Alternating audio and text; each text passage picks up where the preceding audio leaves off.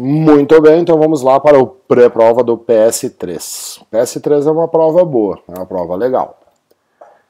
A luz gerada por uma lâmpada incandescente resulta do aumento da temperatura produzido em um filamento metálico por passagem da corrente elétrica. Se vê a diferença de potencial sobre o filamento e a corrente que circula durante o intervalo de tempo t, R é a resistência do filamento, a energia dissipada na lâmpada é calculada pela equação. Bom, aqui nós temos vários jeitos de calcular. Agora, energia é a potência vezes o tempo. Energia dissipada é sempre potência vezes tempo. O que vai mudar aqui é a potência. Então, olha só, em qualquer resposta tem que ter tempo. Não tem tempo, não tem tempo, não tem tempo. Então, aqui nós temos V ao quadrado dividido por R vezes o tempo e temos V vezes I vezes o tempo. Bom, o que a gente pode fazer aqui, né? Potência é π, corrente vezes dDp. Então, a energia dissipada vai ser, ele chamou V a diferença de potencial, então vai ser I vezes V vezes o tempo. Resposta Dinamarca, VIT. Por que a letra E está errada? Porque o tempo está no denominador, tu viu aqui, ó? Olha só, potência também pode ser a dDp ao quadrado dividido pela resistência. Então, se tu botasse essa fórmula aqui, a energia ficaria U ao quadrado vezes o tempo dividido pela resistência. Na letra E, ele colocou a resistência no denominador, então também está errado. A 43 fala o seguinte. Numa geladeira tipo frost free, ligada numa dDp de 220 que circula uma corrente de meio ampere, se essa geladeira ficar ligada 5 minutos a cada hora, seu consumo diário de energia em kWh. Então, para te ver como Santa Maria gosta dessas questões de consumo de energia. Novamente, energia é potência vezes tempo. Temos que calcular a potência, I vezes U. A corrente é meio ampere, o U vale 220, né? Então nós temos uma potência de 110 watts. Então a energia vai ser 110 watts. Cuida que se eu estiver usando aqui watt, a minha resposta vai dar em watt-hora. E a questão pediu em quilowatt-hora. Então eu tenho 110. Qual é o tempo que eu vou usar? 5 minutos a cada hora e pede consumo diário. Então é 5 vezes 24 horas, né? Sim? Não.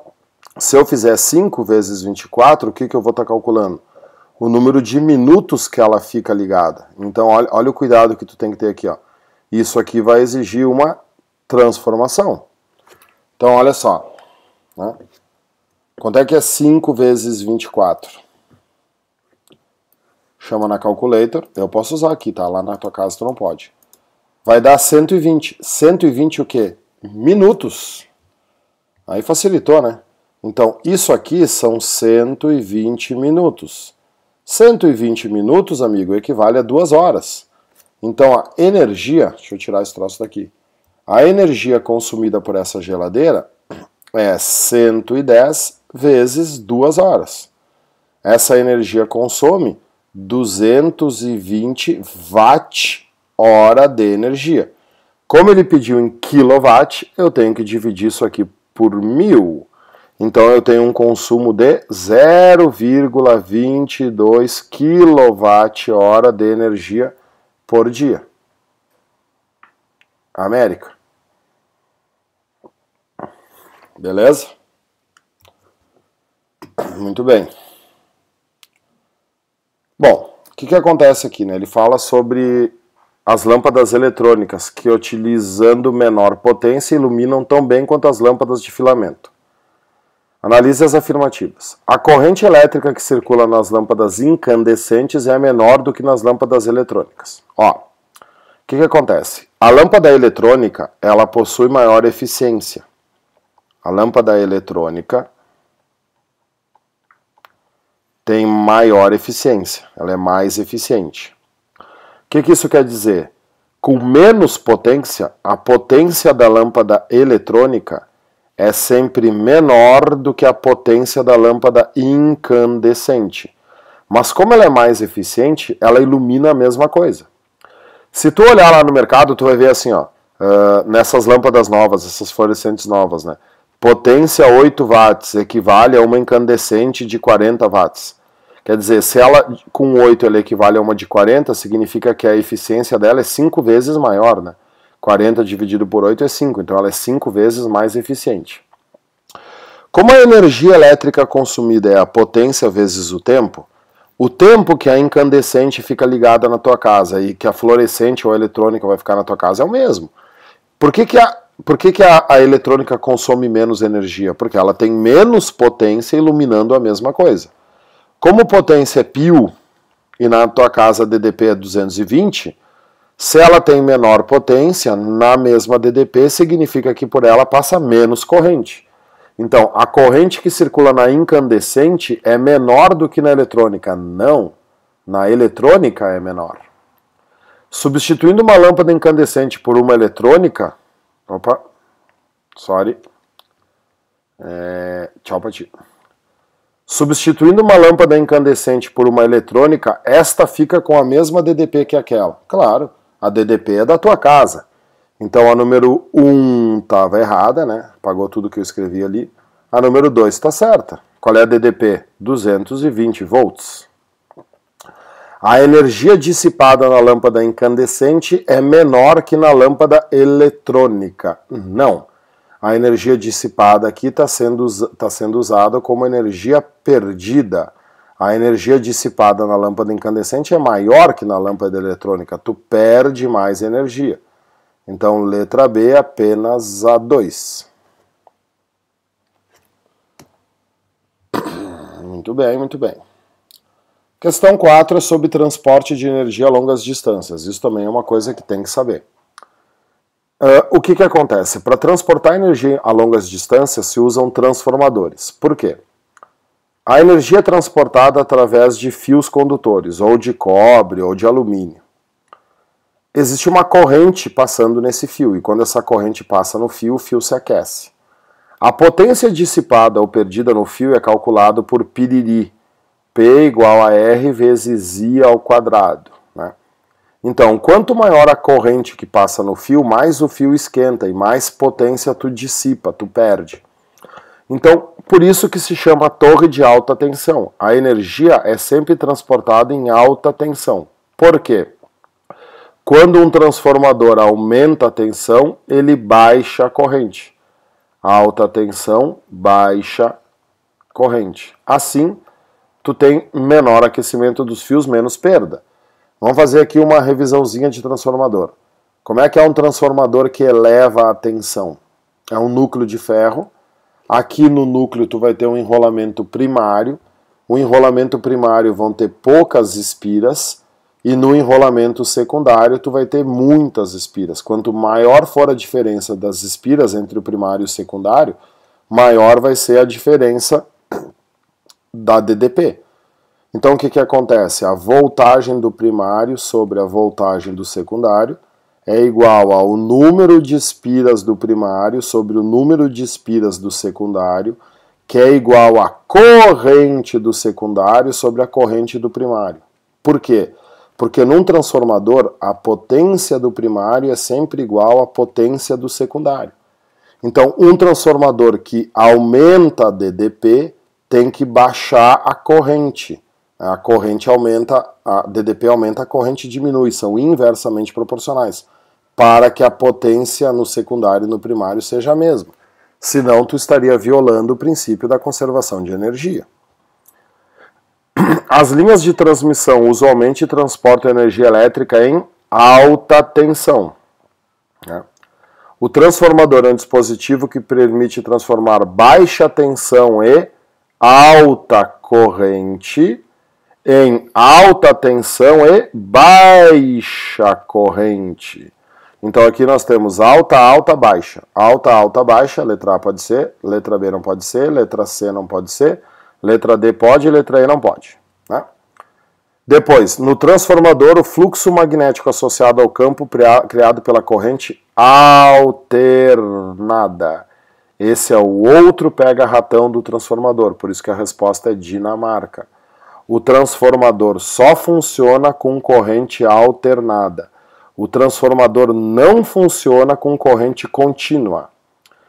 Só que as questões são mais sutis, tá? Elas não vão te dizer que ele foi ligado na corrente contínua. A questão vai te dizer que o transformador foi ligado numa pilha ou numa bateria. Então te lembro, ó, ele não funciona em pilhas e baterias. Porque se tu tentar ligar o transformador numa pilha ou numa bateria, ele vai receber corrente contínua. E aí, recebendo corrente contínua, não vai ter variação de fluxo magnético no secundário. E aí não tem corrente induzida, tá? Então cuida, ele não funciona em pilhas e baterias. A próxima questão é uma questão incomum na UFSM, que é uma questão de eletrostática. A UFSM não cobra muito eletrostática, cobra mais eletrodinâmica. A tecnologia dos aparelhos eletrônicos está baseada nos fenômenos de interação das partículas carregadas com campos elétricos e magnéticos. A figura representa as linhas de campo de um campo elétrico. Então tu vê só, as linhas estão rumando na direção desse ponto B aqui, né? Se você continuasse essas linhas aqui, você ia encontrar um ponto em comum, né? A origem dessas linhas. O que é a origem dessas linhas? A origem dessas linhas só pode ser uma carga negativa. Afinal de contas, as linhas vão na direção do negativo, né? Uma carga negativa gera um campo convergente, um campo de aproximação. Então, o campo é mais intenso na região A. Não, o campo é mais intenso na região B. Por quê? Por causa da concentração de linhas por unidade de área. Isso é outra coisa que tem que cuidar com Santa Maria, tá? O campo é mais intenso aonde existe maior concentração, é mais intenso onde tiver maior concentração de linhas por área e não por volume. Né? Se tu pegasse a área da secção aqui, ó, nessa área da secção tu tem a maior concentração de linhas do que nessa área aqui. Então, o campo é mais concentrado em B. Em A tá errado. Cuida que não é por volume, tá? É por área. O potencial elétrico é maior na região B. Uma linha de força sempre vai do potencial positivo para o potencial negativo, isto é, do potencial maior para o potencial menor. Então, por exemplo, vai ter um ponto aqui que o potencial é 100 volts. Vai ter um ponto aqui que o potencial é menos 100 volts.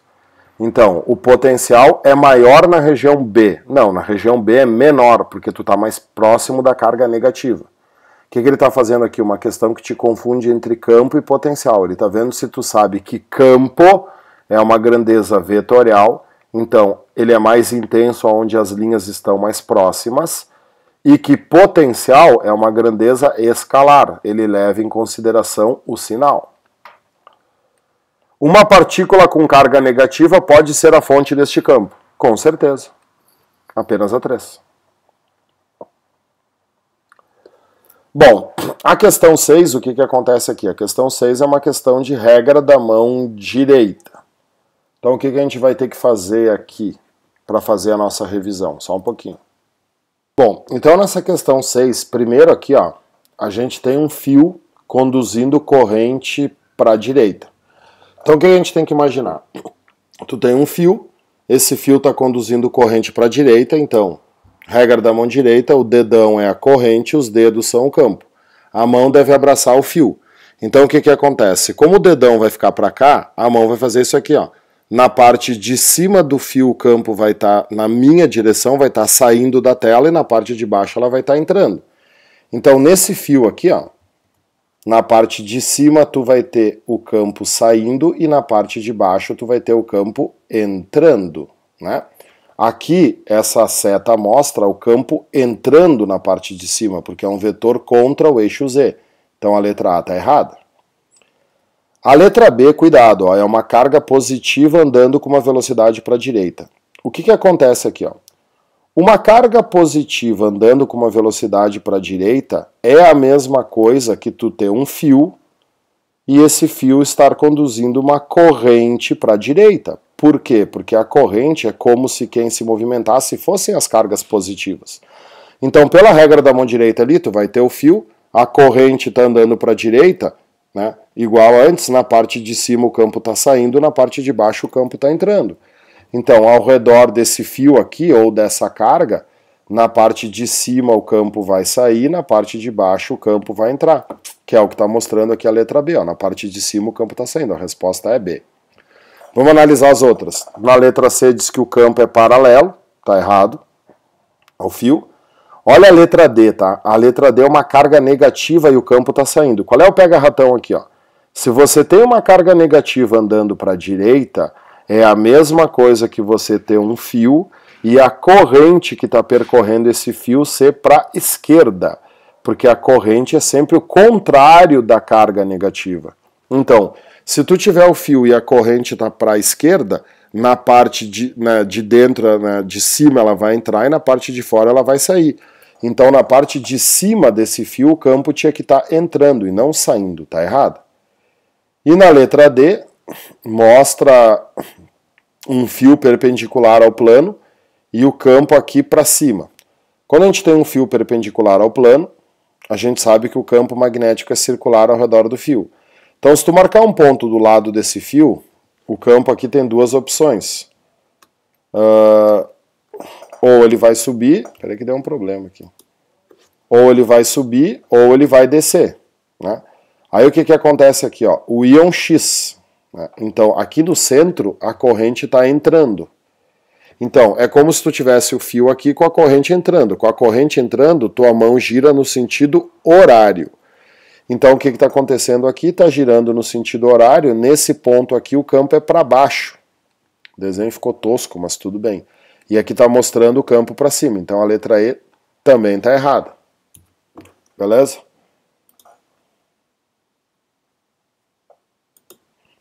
Então, física moderna para terminar a nossa revisão. As unidades habituais de energia, como joule e quilowatt-hora, são muito elevadas para uso em física atômica ou de partículas. Para trabalhar com quantidades microscópicas de energia é usado o elétron-volt.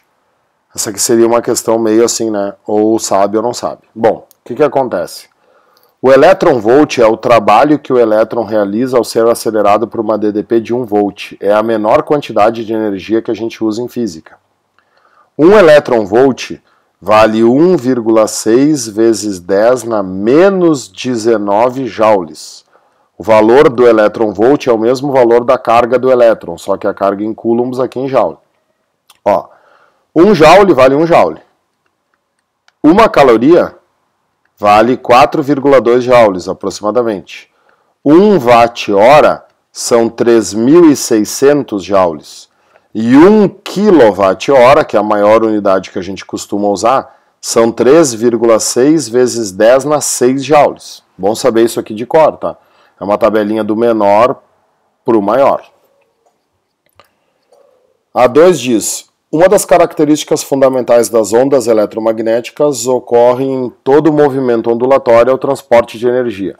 A energia da onda eletromagnética que vem do Sol é um dos fatores que torna possível a vida na Terra. A energia de cada fóton da radiação eletromagnética, que se percebe como cor verde, pode ser calculada pelo produto. Bom, o que nós temos aqui? O nosso amiguinho Max Planck, que em 1900 deu início à física moderna, estudando a radiação do corpo negro, onde ele fez o E igual a H vezes F.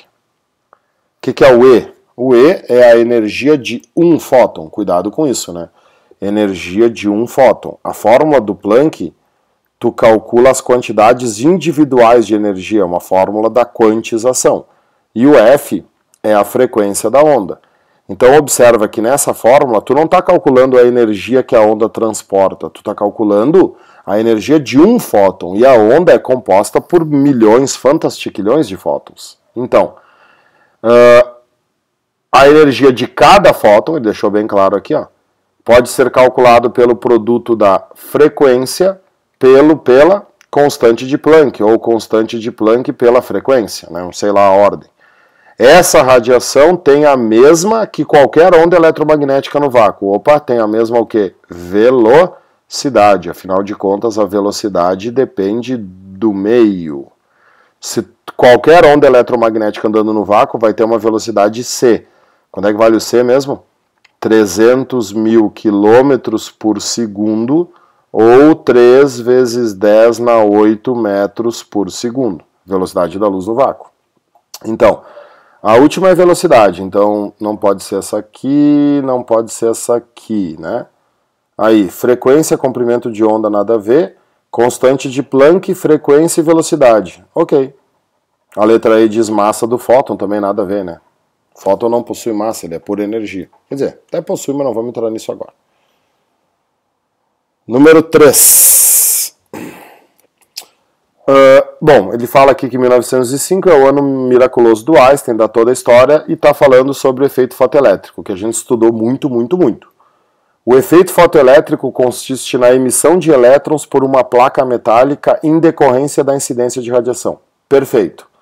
O que é o efeito fotoelétrico? Tu pega uma chapa de material fotossensível, ilumina essa chapa com uma radiação que deve ter uma frequência mínima, né? Se essa radiação possuir essa frequência mínima, elétrons serão ejetados da chapa e vão pular fora com uma certa energia cinética. A próxima diz, de acordo com a teoria de Einstein, a radiação que incide sobre a matéria exibe características corpusculares. Sim, o efeito fotoelétrico coloca em evidência a manifestação corpuscular da luz. Tu só consegue explicar o efeito fotoelétrico considerando a luz com características de corpo, considerando a luz uma partícula. A radiação é quantizada na forma de fótons, que transportam uma quantidade de energia proporcional à amplitude da onda incidente. Olha aí, cara, a energia do fóton é sempre proporcional à sua frequência. De novo aparece o E igual a HF do Planck. E te lembra como é uma revisão da fórmula do efeito fotoelétrico. A energia cinética do elétron ejetado é HF, que é a energia do fóton, menos o trabalho de arranque. Esse trabalho aqui é uma constante que depende do material. Um material fotossensível é um material que tem um trabalho de arranque pequeno. Então essa aqui é falsa. Então nós temos Canadá, verdadeiro, verdadeiro e falso. Pessoal, obrigado pela atenção de vocês, espero que vocês tenham gostado, eu gostei muito de fazer. Foi um ano bem bom, tem um monte de aluno passando. Eu espero que se tu não passou ainda, tu vá muito bem na prova. Te lembra que não é uma prova difícil, mas é uma prova conceitual. Te concentra, dorme bem e mata a pau. Um abraço e até uma hora dessas. Tchau, tchau.